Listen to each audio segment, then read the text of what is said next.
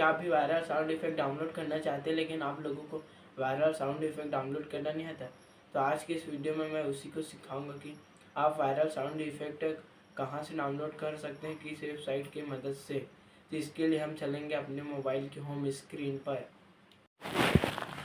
Viral sound effect download करने के लिए आपको अपने मोबाइल के गूगल पर जाना है, गूगल एप्लीकेशन पर जाना है। गूगल एप्लीकेशन में आने के बाद सर्च बार में क्लिक करना है। सर्च बार में क्लिक करने के बाद ये दूसरे वाले वेबसाइट पर क्लिक करना है, जो लिखा है उस पर दूसरे वाले वेबसाइट पर करना है आप लोगों को।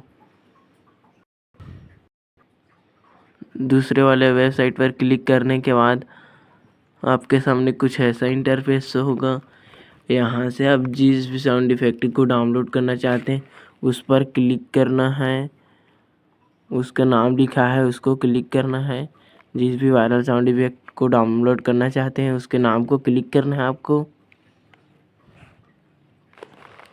उसके नाम को क्लिक करने के बाद आपको